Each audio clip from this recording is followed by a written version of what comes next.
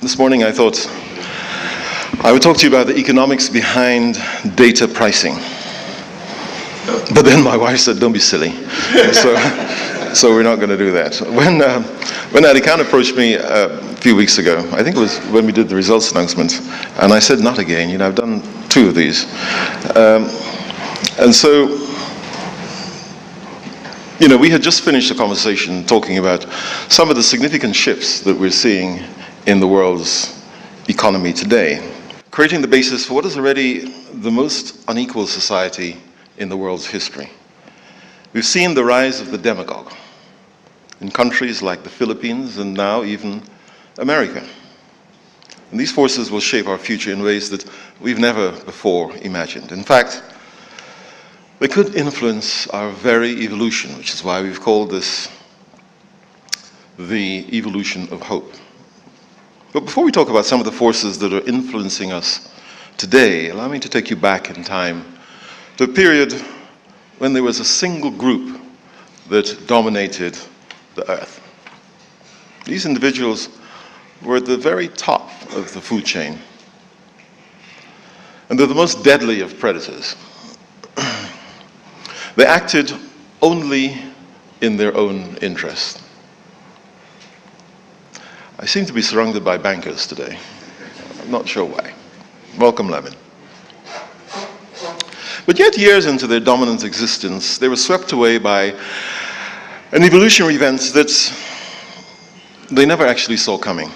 What killed them is still the subject of some scientific debate. Some scientists posited that it could have been a volcanic explosion somewhere in the Siberian area, which blasted carbon dioxide into the atmosphere. Others suggested that it might have been caused by an impact from a meteor. Whatever it was, ocean anoxia, which is the lowering of oxygen in the oceans, could have been another reason, or indeed even a combination of many of those things. It was a perfect storm that led to a natural catastrophe. Life, as the leaders of the world knew it at the time, ended in a wisp of noxious gases. People call this evolutionary event the Great Dying, and I prefer to look at it as an evolution of nature against the dominant life form.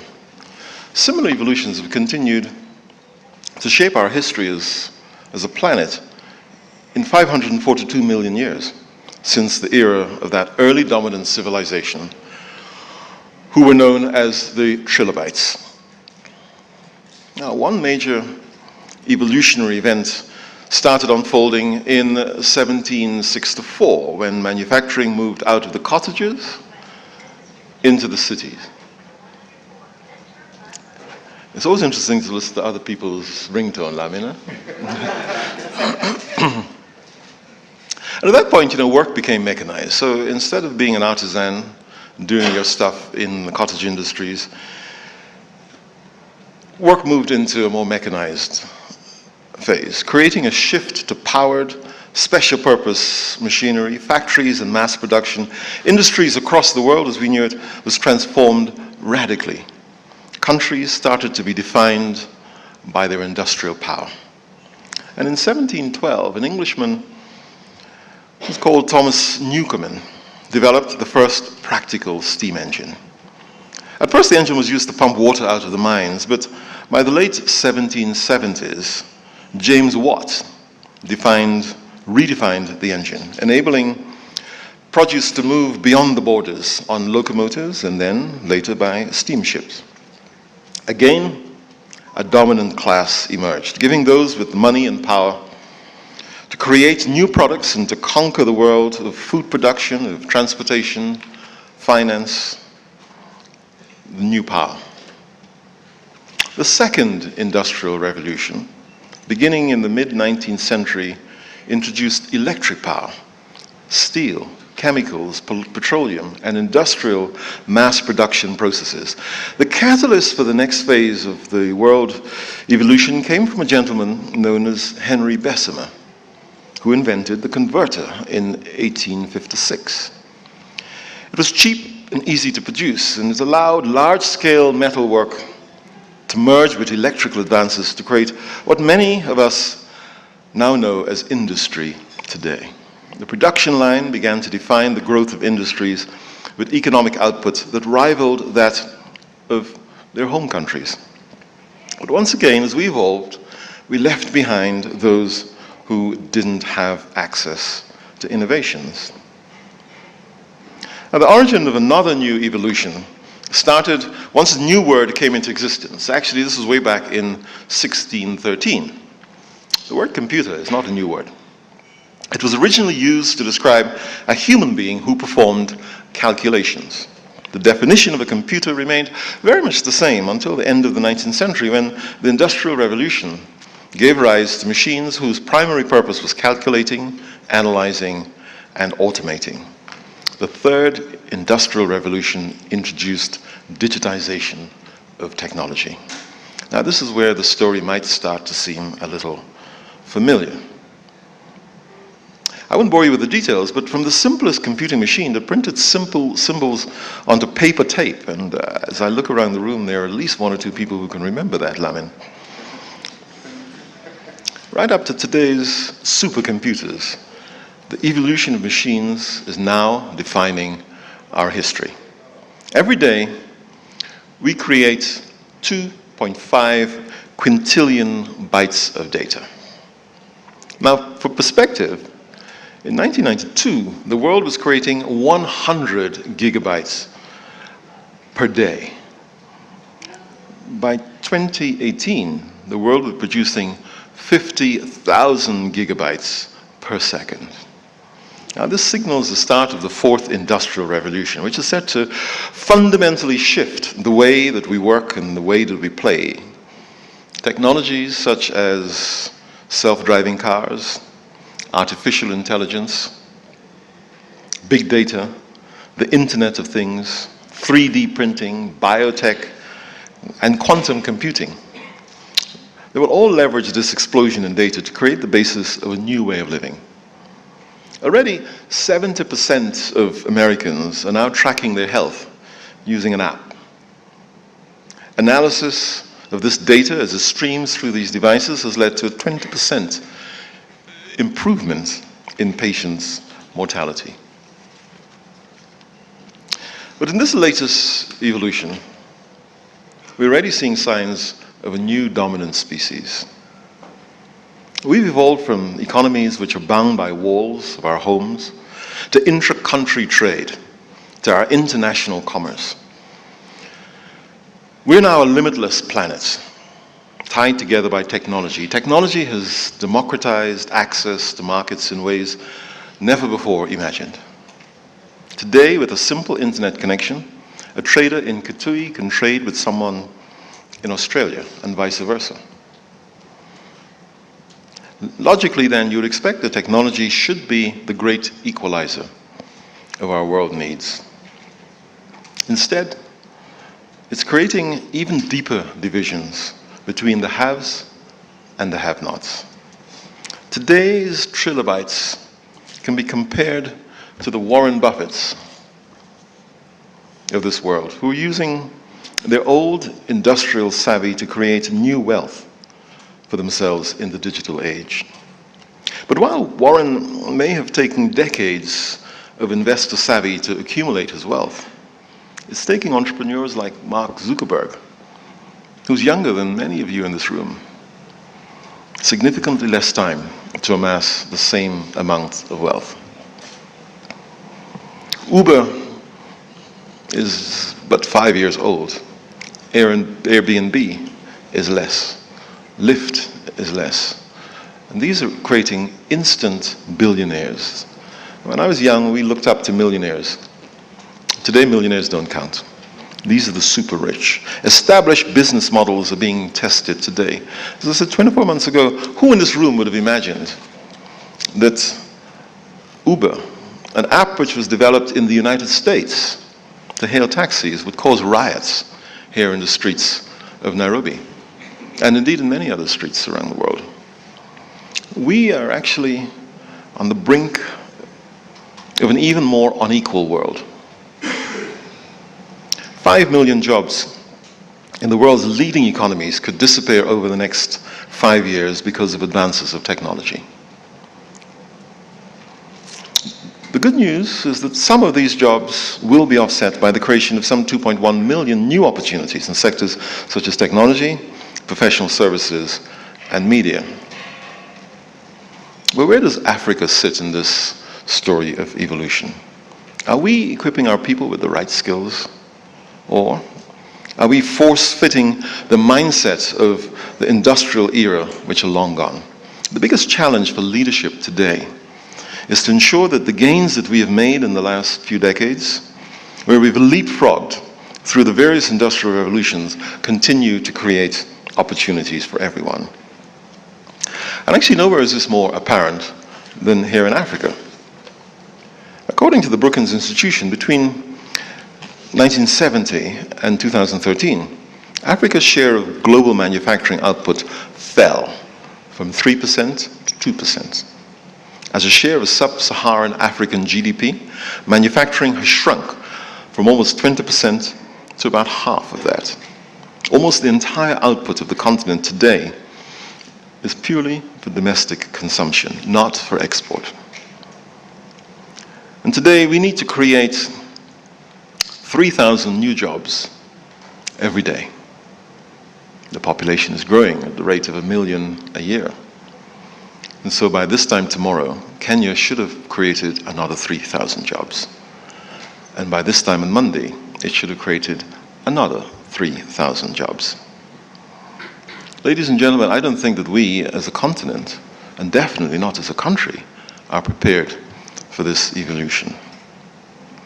And that's not the only worry. The world is already in the cusp of a second dying, similar to the one that wiped out the civilizations 542 million years ago. Last December in Paris, we all agreed to contain global warming to a maximum of 2 degrees, but see if we can get it close to 1.5 degrees. Anybody knows what the average temperature of the Earth was last year? It was 1.4 degrees. So between 1820 and last year, it grew. And the whole year, it was an average of 1.4. It's estimated that by the year 2050, there will be more plastics in our oceans than there'll be fish. It's something worth dwelling on, and it's something certainly worth thinking about. As we think about the debate that we've seen earlier this week, when the East African Parliament has proposed that we ban plastics. If we don't, and actually, you know, the plastics in the sea, it ends up in you because it ends up in the fish, and you eat the fish. Last year we saw Ebola, and this year we saw the Zika virus. It reminded us of how close we are to a global pandemic. And we see a worrying increase in political turbulence here in Africa, in the Middle East, in Eastern Europe. And as we get wealthier, we're actually growing much more divisive. Today, 1% of the world's population has as much wealth as the rest of the world. What this means in real numbers is that 6 to 2 people own as much as the poorest half of the world's population, according to Oxfam. And actually this number has fallen dramatically. In 2010, that number was 388, and last year it was 80. So the number of Mark Zuckerbergs are shrinking, but of course they're getting considerably richer. If you're one of the 7.2 million American men who today are no longer even looking for work, they don't count as being unemployed because they're not in any register, they've simply given up. If you're one of those men who, and I pick on men specifically, who are being asked to pay $1,000 for an iPhone 7, or thereabouts. An iPhone 7, as you know, is an American phone. But it's more cost-effective to manufacture that phone in China. So the jobs shift to China. And actually, it's also more cost-effective to pay your tax somewhere outside of the United States. You pay it in Ireland. If you were one of those men, do you think they would be asking the question of, where did Trump come from? We have Lamin in the room, and I'm sure Lamin wouldn't mind me recounting a private conversation we had maybe 9 months ago, I think, at my home. Joshua was there. And Lamin said, Trump will be elected president of the United States. And we all said, don't be crazy.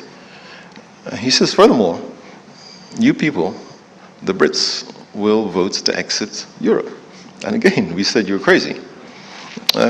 He didn't become the CEO for Standard Chartered Bank for no reason.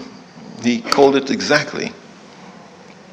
If you were one of those 7 million men, 7.2 million men, don't you think that you think that there's something wrong? And all over the world, we're beginning to see a revolt against this privilege. And one of the most visible expressions was in Britain in June last year. I woke up one morning, I actually was in Valencia, I think. I woke up to the news that Britain had voted to leave the EU. It was a shock to my system. We then, of course, a couple of weeks ago, saw Trump. And this is much more than a revolution against those with money. It's an outcry against the abuse of privilege. And this is what happens when you see the intersection of the decline of income and the decline of hope. This is an aerial view of Kangemi and Kilolesha, right? Loresha. Look at how close it is. Close your eyes for a minute and look at the visual images of the refugees who've been fleeing from places like Syria, North Africa. Look at the risk they take to cross oceans. It's not very difficult to see how easy it is to cross that fence. The only natural outcome that we can see is revolt. It's in our most base nature to fight against inequality. And I'd like to show you a video, if we can make it run, which will show you an experiment that was done to show how monkeys actually handle an unfair world. The one on the left is the monkey who gets cucumber. The one on the right is the one who gets grapes. The one who gets cucumber, note that the first piece of cucumber is perfectly fine. The first piece she eats. Then she sees the other one getting grape and you will see what happens. So she gives a rock to us, that's the task. And we give her a piece of cucumber and she eats it. The other one needs to give a rock to us. And that's what she does. And she gets a grape. And she eats it. The other one sees that. She gives a rock to us now, gets again cucumber.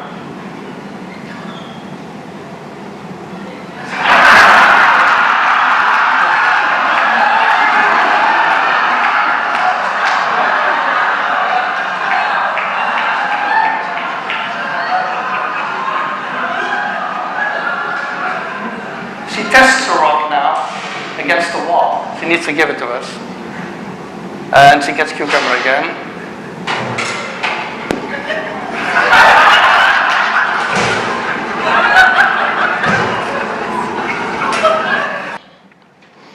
A friend of mine, Giuliani, actually referred to Brexit and Trump as revolution in a developed world. That's how the developed world deals with revolution. It wasn't that the Brits really believed that it was Europe. It wasn't that the Americans really believed in Trump. They just revolted against getting the cucumber. Now, that's how they handle it in the developed world. How do you think they handle it in the undeveloped world? A few years ago, we saw the Arab Spring. And at the time, we thought it was hope spring eternal. But actually, it wasn't. Huh? Look at what happened as a result of the Arab revolt. Look at what's happened to Syria. Look at what's happened to Tunisia, to Libya, to Egypt, to Turkey. So the revolt is not necessarily the right thing, but the revolt will come. When we reflect then on what can we, some of the people in the front row, the businesses of this world can do about it, Because if you just rely on the revolt, we're likely to end up with the same consequences that we've seen with Arab Spring. The privilege of businesses' relationships with governments is what they can use to democratize the benefit that has previously been reserved for the few. Businesses traditionally, and I speak in good company with these guys at the front here, businesses traditionally, their relationship with government has been that of lobbying. And we've heard Trump talk a lot about this. Once a lot of us said, Trump is an idiot. And of course, Trump is an idiot, actually. But once we heard him talk about it, there's some stuff that he said which resonated. He talked about the corrupt nature. He talked about draining the swamp. Because actually, businesses' relationship with government has not been a healthy one. Whenever we interact with governments, we interact to get tax concessions, and we do things like Tim Cook did with Apple. He didn't break the law, actually. Apple didn't break the law. He acted within the law, but did he act morally? And do businesses as a whole, and I speak on behalf of all businesses as a whole, have they acted with moral courage? I'm pleased to say I speak as representing the company that pays the largest tax bill in East Africa. Businesses need to move beyond growing just shareholder value at the expense of protecting basic human rights and climate degradation. The biggest challenge that you have actually is not youth unemployment, although that's the thing that I lose sleep over at night. The biggest challenge we have as a world is climate change. Because, again, if we come back to President-elect Trump, if he really believes that climate change is a hoax, we have a problem because America is the largest polluter in the world. And China, thankfully, have said, whatever happens, we're coming with you. But if America doesn't, we have a huge problem. Social inequalities can be leveraged by successful businesses who want to provide opportunities for disadvantage by developing the right products and services, which will help to address those gaps. And we have very many examples in some of the businesses represented in this room today. More than at any other time in history, businesses have the ability to extend that hope to communities around the world. And Alykhan asked me what the badge was. So actually, I wear the badge every day these days. This is the symbol of the Sustainable Development Goals. And these goals, which took a little while for the world to get to, but 194 countries signed up to it last year. And they provide the exact framework for doing that. For once, businesses have the resources, the people, the ideas that can transform policy into action, or exclusiveness into access. We need to form a new compact that's based on our desire to meet these challenges head-on and to create the basis for more inclusive growth. Businesses can pursue partnerships with government in a more positive way that can help to drive greater impact than if they try to choose to go it alone.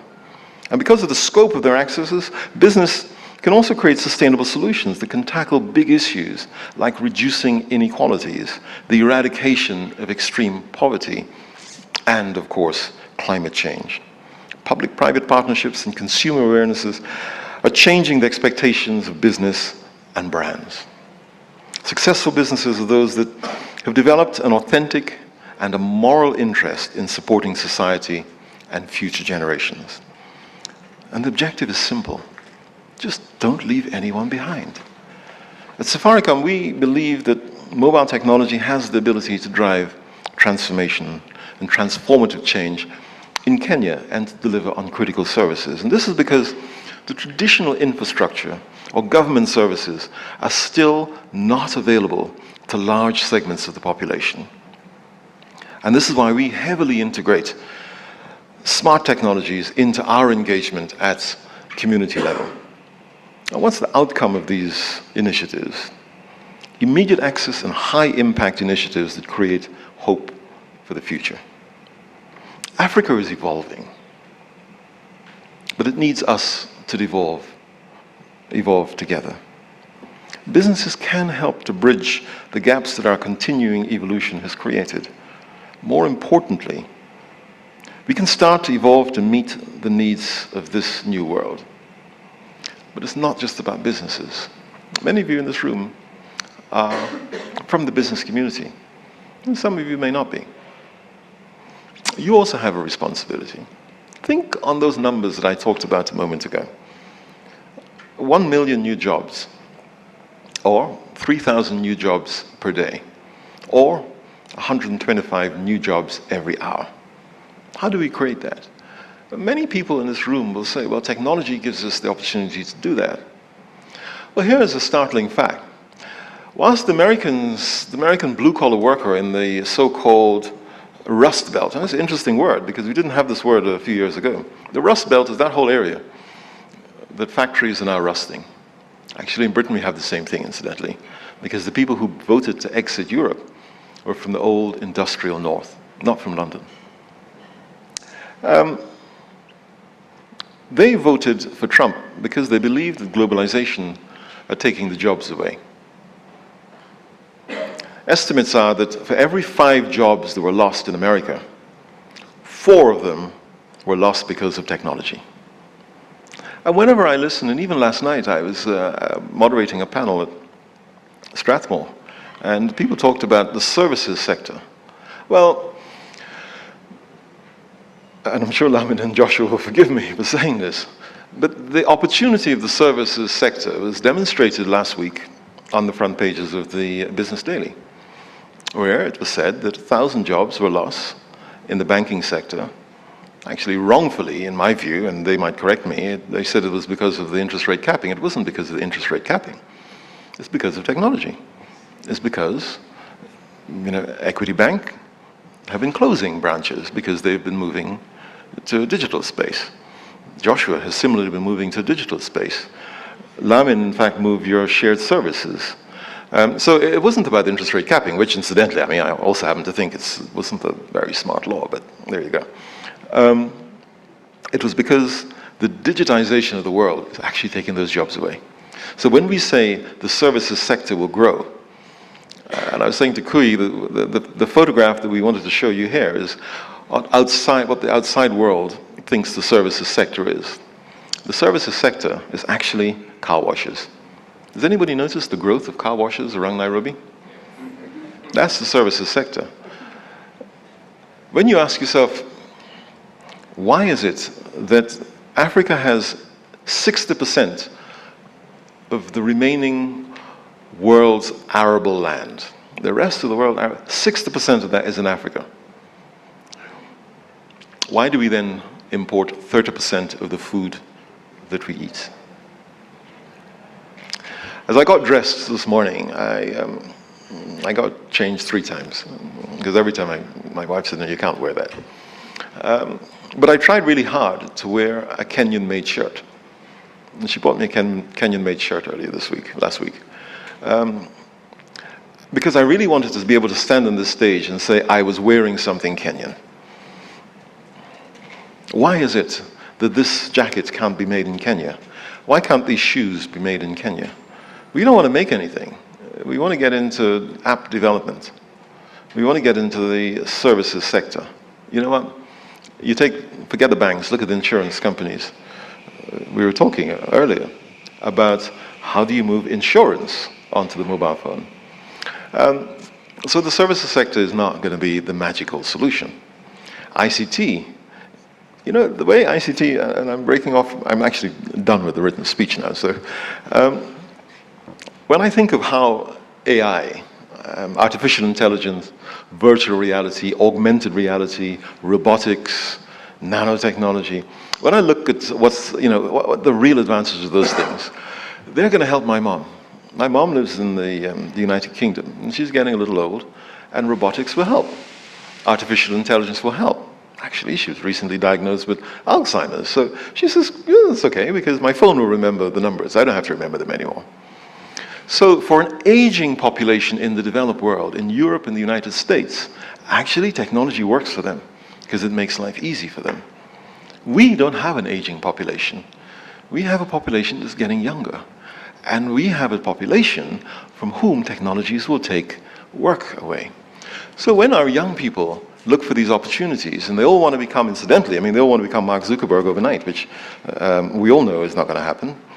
We all want to get into the development of apps, and we all know that the opportunities there are fairly limited. Having said that, we see some pretty smart people. Steve and I were meeting a couple of very bright young women, 25 years old, computer scientists, and we're going to be investing in their company. But Africa doesn't want to make stuff. Africa doesn't want to make t-shirts. It irritates the hell out of me when I look, even if you look maybe at the things which are covering these chairs and ask where they were made. We don't want to make anything. China did not move 600 million people out of extreme poverty by not making things. I have a friend whose name is Helen Hai, and Helen is the founder of a thing called Made in Africa. She's Chinese. She lives in China, and she opened the shoe factory in Ethiopia, creating 8,000 jobs. And Helen said to me, Bob, you need to understand that China needs to find a home for 85 million jobs. China needs to find a home for 85 million jobs. If I was a president of an African state, I would just take her arms off. And actually, you know what? There are some presidents and prime ministers who are. So Ethiopia opened their arms and says, come on in, 8,000 jobs. I saw her a few weeks ago in London, I think, and she says, I'm in Rwanda. I have a garment factory that is now employing 1,000 people. I'm going to meet President Buhari to see what we can do in Nairobi, in Nigeria. We don't want to make things. We don't want to have factories. We don't want to work in factories. And you know what? If we don't work in factories, we're not going to have the jobs. And you know what? If we don't have the jobs, we will have an Arab Spring, not just in Kenya, but across the continent. That is the thing which keeps me awake at night. It's not about whether we make a profit, and not about whether we're in the 1 percentile or the half a percentile. What really, really worries me is the 3,000 jobs that we didn't create yesterday, the 3,000 jobs that we cannot create today. And whichever way you look at it, and I don't want to argue with the statisticians, particularly the government statisticians, but if the population grew by 1 million last year, let us be generous and say we created 300,000 jobs, which actually we didn't. Let us pretend we created 300,000 jobs. We actually created last year 700,000 unemployed people. We don't have to think very hard about what's going to happen this year. There's another 700,000 people who are going to be unemployed. And next year, it's going to be another 700,000 people. So when you look back at the photograph of Kangemi and Laresha, you ask yourself whether we are in a good place. Ladies and gentlemen, I will close and open up the questions. But I want to say this. I want to say that the Sustainable Development Goals actually give us the framework for addressing these. And people say, there's 17 goals, there's 169 targets. Forget about that. It deals with 3 basic issues. It deals with reducing inequalities. It deals with the eradication of poverty, of extreme poverty. It's not even poverty, it's extreme poverty. And it deals with climate change. These are the 3 biggest challenges our world faces today. Businesses have to step up. Businesses so far across the world, it's not just Kenya, across the world, we have failed to step up. We have failed to take the moral high ground. We have concentrated primarily on one stakeholder, and that's the shareholder. Governments need to step up. Governments need to get beyond the electoral cycle. And the electoral cycle gets shorter and shorter and shorter. I can tell you, from January the 11th onwards, electioneering in the United States will start. Of course, here in America, in which country are we in? Kenya. Here in Kenya, we started electioneering back in 2013. And we will start again in September 2017. We need to get over the short electoral cycle. We need to start to take a longer view. Because in Africa, one of the things that we have failed to do for decades, and there are some exceptions, and my big hero in this one, not my hero in everything, but my big hero in this one, of course, is President Kagame, who does take a worldview, knows exactly where he wants his country to be. You might criticize him in some other areas, but I have to say that when you go to Kigali, I was going to say Kagame City, when you go to Kigali, you get a sense of a country that knows where it's going. You, ladies and gentlemen, whether you're running businesses or you're standing here as individuals, you have a vote. don't blame the politicians, because you're the ones that put them there. The politicians are actually pretty smart people. President Trump actually is not an idiot. He's a very smart person. You decide who you want to lead you, both as politicians and as business leaders. I'd like to thank you for your very kind attention, and I'd like to take any questions, if there are any. If there are none, then we go on.